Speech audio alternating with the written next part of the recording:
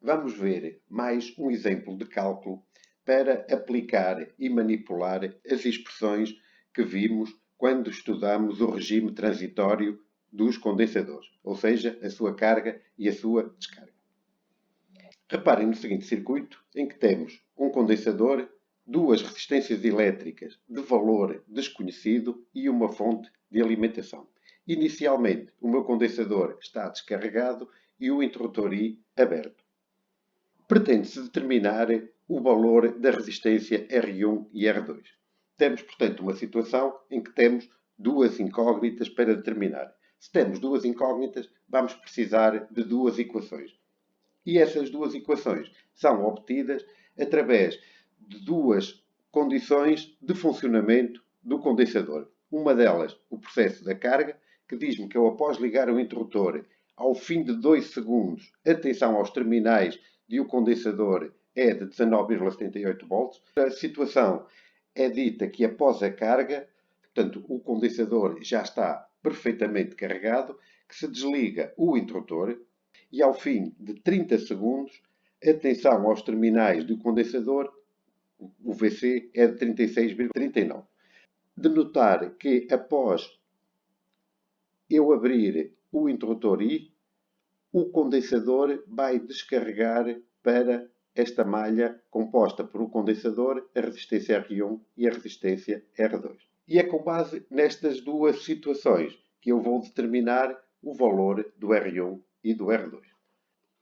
A primeira situação diz que ao fim de 2 segundos a tensão aos terminais do condensador é durante o período de carga do condensador. Substituindo pelos dados do problema, fico com uma equação a uma incógnita, que é a minha constante de tempo do circuito. De onde feitas estas contas, obtém-se que o valor do τ é igual a 5 segundos. Como já foi dito no vídeo que explicava o regime transitório do condensador, a constante de tempo do circuito é dada pelo valor da resistência que está em série com o condensador, e portanto a única resistência que está aqui entre a fonte e o condensador é a resistência R1. Eu obtenho que o R1 é igual a 100 ohms. E portanto, com a primeira equação estabelecida a partir dos dados do problema, obteve-se o valor da resistência R1. Vamos agora determinar a resistência R2 atendendo às condições que foram dadas no enunciado do problema. E os dados que foram dados era que, ao fim de um período de 30 segundos, a tensão aos terminais de condensador era de 36,39 volts e está-se a falar do período da descarga. Através da expressão da descarga do condensador e substituindo com os dados do problema, tensão aos terminais do condensador para um instante de tempo igual a 30 segundos, a tensão inicial foi a tensão a que ele foi carregado, que neste caso era 60 volts. Chamo especial atenção para o facto desta constante de tempo, agora é a constante de tempo da descarga.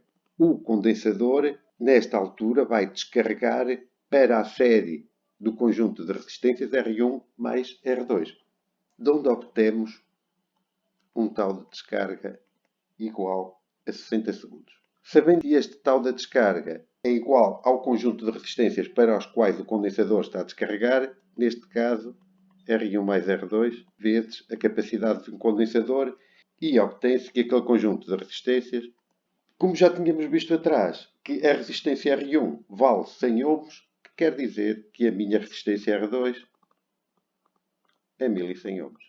E tínhamos o valor das duas resistências obtido, que era o que pedia o problema. Para terminar, só um pequeno desafio, que é estimar o tempo da carga e da descarga deste condensador. Já sabemos que estimar o tempo de carga ou de descarga de um condensador introduzindo um erro inferior a 1% é quando o tempo é igual a 5 vezes o valor da constante de tempo do circuito. E iríamos obter o tempo estimado para a carga de condensador de 25 segundos e o tempo estimado para a descarga de 5 minutos. E por hoje é tudo. Continuação de bom trabalho e até breve.